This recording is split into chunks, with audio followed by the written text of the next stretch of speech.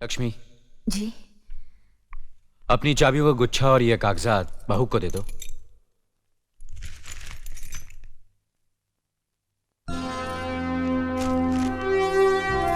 आज से तुम इस घर की मालकिन हो। तुम जहां कहोगी, जिस कागज पर कहोगी, हम तीनों भाई चुपचाप आंख बंद करके दस्तखत कर देंगे। जैसा कहोगी वैसा ही करेंगे। बस एक ही विनती है बहू, हम तीनों भाइयों को अलग करने का ख्याल अपने मन में कभी आने मत देना। मालिक, ये हमारे स्कूल की नई मास्टरनी है। नमस्ते। नमस्ते। यहां पहुंचने में कोई तकलीफ तो नहीं हुई? जी नहीं। अकेली आई हो? जी, अभी तक मेरी शादी नहीं हुई है। रहने का इंतजाम होते ही मैं अपनी माँ को बुला लूंगी। ठीक है, हम तुम्हारे रहने का इंतजाम करवा देंगे। सफर से थकी हो, आराम करो। स्कूल के बारे में कल बात करेंगे। जी अच्छा। अर्जुन आया भैया। अरे ये क्या, खाना छोड़ के कहाँ जा रहे बड़े भैया बुला रहे हैं। बुला रहे हैं तो क्या हुआ? क्या तो खाना खा रहा हूँ। अगर खाना खाते वक्त भगवान भी बुलाए तो नहीं उठना अगर चाहिए। भगवान बुलाते तो शायद नहीं जाता, लेकिन बड़े भैया बुला रहे हैं। जी भैया। अर्जुन, ये हमारे स्कूल की नई मास्टरनी है। नमस्ते। नमस्ते। इन्हें ले जाओ और स्कूल के पास वाले मकान की साफ सफाई करवा के इनके रहने का इंतजाम करवा दो। जी भैया। चलिए। मीना, अर्जुन ने खाना खा लिया बेटे? बड़े भैया ने आवाज दी थी तो खाना छोड़ के चले गए। तो फिर तुमने कैसे खाना शुरू कर दिया? मुझे भूख लगी थी इसलिए मैंने खाना शुरू कर दिया। पति के खाए बगैर? तो क्या हुआ? क्या ये जरूरी है कि पति के खाने के बाद ही पत्नी को खाना चाहिए? नहीं, जरूरी तो नहीं, लेकिन ये हमारे हिंदुस्तान की सभ्यता है कि पति के खाने के बाद ही पत्नी को खाना चाहिए। पति का सम्मान करना हर पत्नी का धर्म है।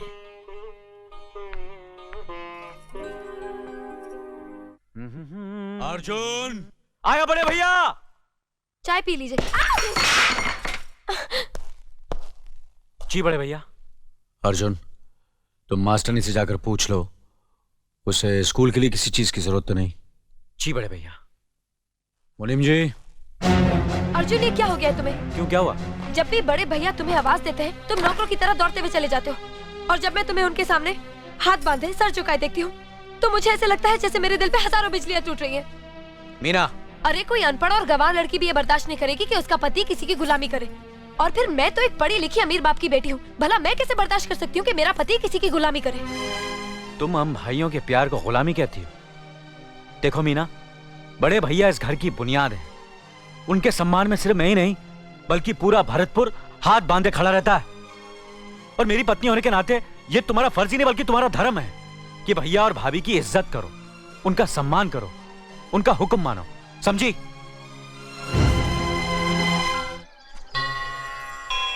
आओ बहू, ये पालना और चूड़ियां है ना, इसे डाल पर बांध दो। ये लो। क्यों? जब कोई कंवारी लड़की मन्नत मांगकर इस पेड़ की डाली पर धागा बांधती है तो उसकी शादी जल्दी हो जाती है। और जब कोई सुहागन ये पालना और चूड़ियां इस डाली पर बांधती है ना तो 1 साल के अंदर अंदर उसके आंगन में एक हंसता खेलता बच्चा होता है। मैं इन अंधविश्वासों में यकीन नहीं करती, और वैसे भी मुझे बच्चे की कोई जल्दी नहीं है। आपको इतने बरसों से कोई औलाद नहीं हुई है, चाहे तो आप ही बांध दीजिए।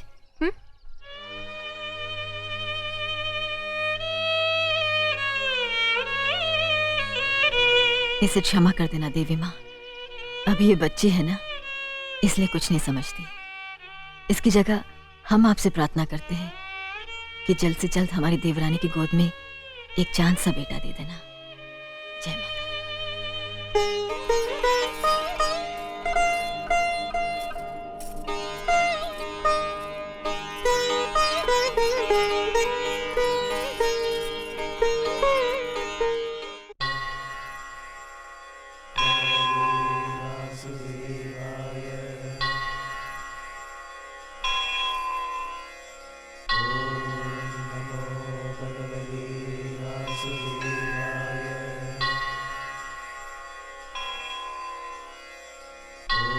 मालिक, मैं 2 दिन के लिए रामपुर जाना चाहता हूँ। इसमें पूछने की क्या बात है मुनीम जी? सुनो, एक गिलास पानी देना। क्या? एक गिलास पानी ले आओ। ना तो मैं आपकी नौकरानी हूँ और ना ही आपका छोटा भाई जो आपका हुक्म सुनते ही दौड़कर आपके लिए गिलास पानी ले आऊं। मेरे बाप के घर में मेरे एक इशारे पर 10 नौकर हाथ बांधे खड़े रहते थे। ये मत भूलिए कि मैं एक अमीर बाप की एक लौती बेटी हूँ। आप तो उम्र में बड़े हैं ना, किससे किस तरह की बात की जाती है इतनी तमीज तो आपको आनी चाहिए। Mind it.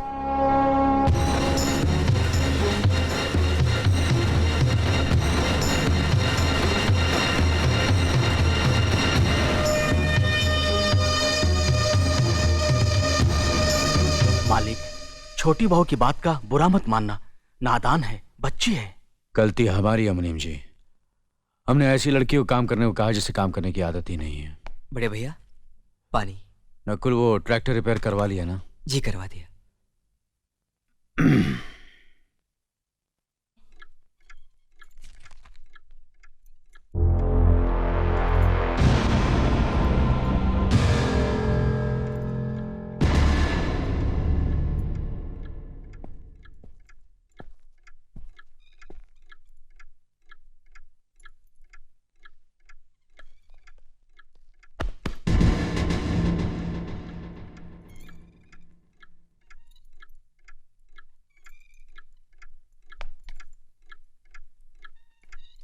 इसे मैं फेंक देता हूं बड़े भैया, आप चाहिए। मुनीम जी, चौराम प्रसाद की बेटी की शादी के लिए जेवर देने के लिए कहा था, भिजवा दिया? जी हाँ मालिक। शहर में रहकर यही बदतमीजी और ओछी हरकतें सीखी आपने? अपने से बड़ों का लिहाज करना नहीं आता आपको? किससे कह रहे हो तुम? आपसे कह रहा हूं। औरत पैदा हुई है तो औरत की तरह रहना सीखिए। मीना। नकुल, तुम अंदर जाओ।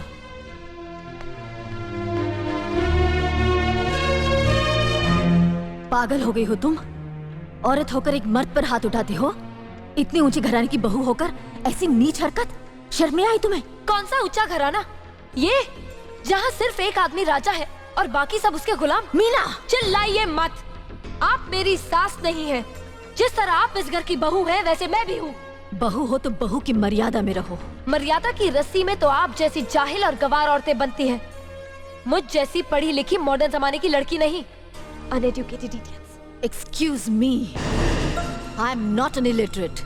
I am a graduate from the University of Allahabad.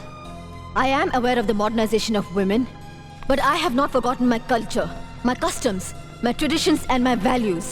And most of all, I'll never ever forget that I am an Indian woman. Modern जमाने की औरत भी औरत ही होती है। उसे भी मर्द ही ब्याह कर ले जाता है, मर्द को ब्याह कर वो नहीं ले जाती। जमाने ख्याल और लिबास बदल देते हैं, औरत की शरीर की बनावट नहीं। लोग तुम्हारे ख्याल की लड़कियों को लज्जत का सामान भले ही समझते हो, इज्जत के काबिल कोई नहीं समझता। इज्जत आज भी उन्हीं औरतों की होती है जिनकी आंखों में हया हो, लाज हो, शर्म हो। हम नहीं कहते कि तुम बंदिशों में रहो, लेकिन अपने दायरे की सीमा को मत भूलो। लड़की जब अपने माँ बाप के घर होती है, तब उसके कांधों पर अपने ही घर की इज्जत का बोझ होता है। लेकिन जब वो बहू बनकर ससुराल जाती है, तब उसके कांधों पर एक नहीं 2 परिवारों की इज्जत का बोझ होता है। आज जिस तरह तुमने नकुल को तमाचा मारा, अगर उसी तरह उसका भी हाथ उठ जाता तो तुम्हारी क्या इज्जत रह जाती? कभी सोचा तुमने? क्या बात है मीना?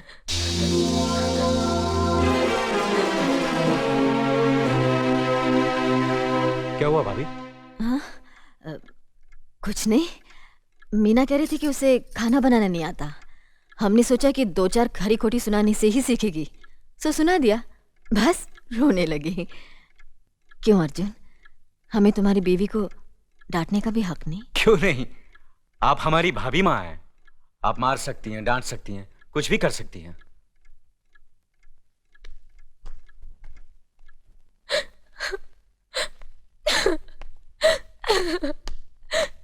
मैंने भूल की जो मैं लोगों के बीच आ गई। मेरी तो इस घर में कोई इज्जत ही नहीं है। जब देखो तो सब मेरी इंसल्ट करते रहते हैं। मैं कब से रो रही हूँ, तुम पूछ भी नहीं रहे हो कि मैं क्यों रो रही हूँ। बेकार रो रही है तो कौन पूछेगा? अच्छा, तो मैं तुम्हारे लिए और इस घर के लिए बेकार हो गई हूँ। अरे बेकार तो तुम हो गए अपने परिवार के बीच में रहकर। मैं कब से बोले जा रही हूँ और तुम हो के सुन ही नहीं रहे हो। इंसान की चीख सुनकर लोग शुभ अशुभ का विचार करते हैं, लेकिन जब मेंढकी को जुकाम होता है उसकी चीख की कोई परवाह नहीं करता। ये मत भूलो कि जब मेंढकी चिल्लाती है तो आंधी और तूफान आते हैं। आंधी और तूफान आएंगे तो उसका नतीजा तुम्हें ही भुगतना पड़ेगा। तो फिर ठीक है, अब मैं तुम्हारे साथ तब भी रहूंगी जब तुम मेरे साथ मेरे डैडी के घर रहोगे।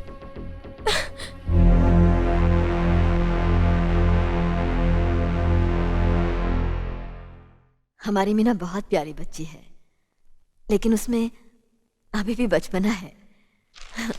हमारे तौर तरीकों को नहीं जानती है ना, लेकिन आहिस्ता आहिस्ता हम उसे सब सिखा देंगे।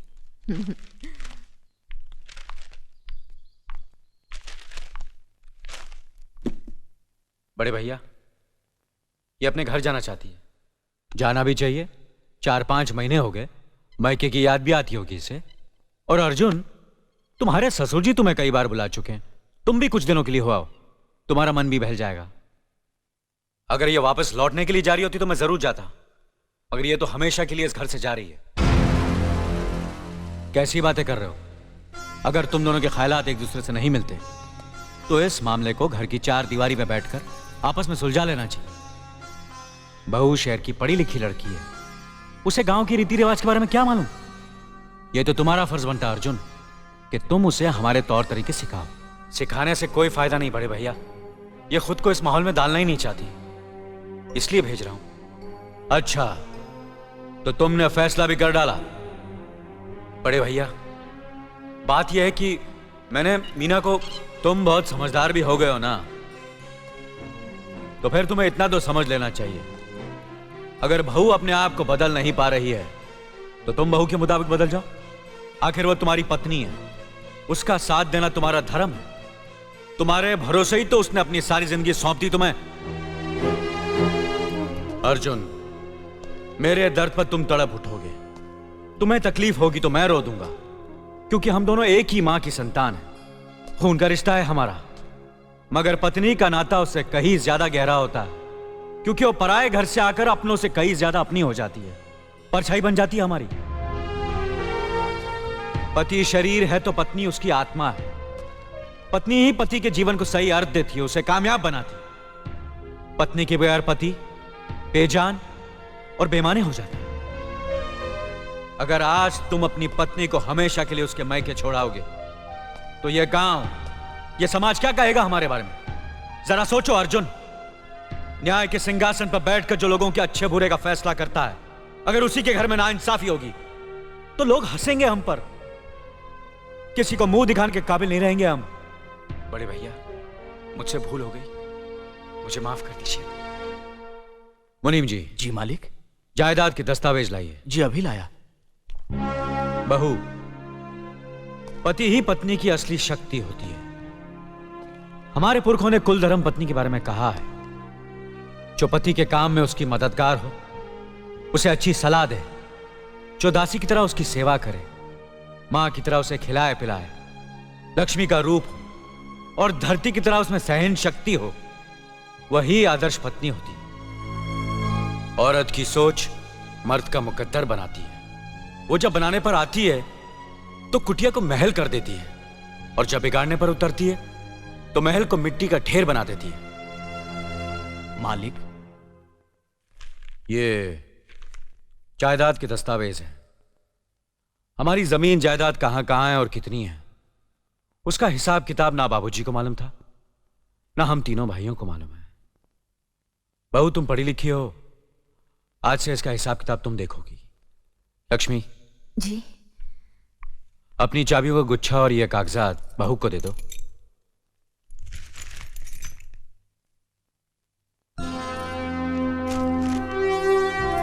आज से तुम इस घर की मालकिन हो। तुम जहां कहोगी, जिस कागज पर कहोगी, हम तीनों भाई चुपचाप आंख बंद करके दस्तखत कर देंगे। जैसा कहोगी वैसा ही करेंगे। बस एक ही विनती है बहू, हम तीनों भाइयों को अलग करने का ख्याल अपने मन में कभी आने मत देना।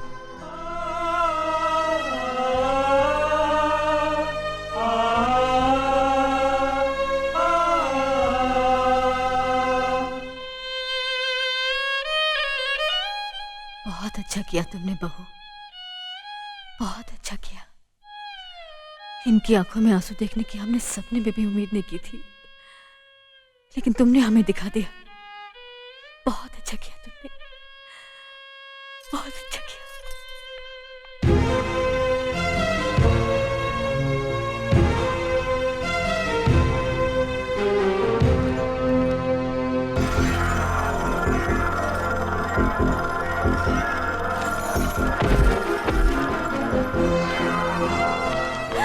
मीना, मीना, क्या हुआ बहू?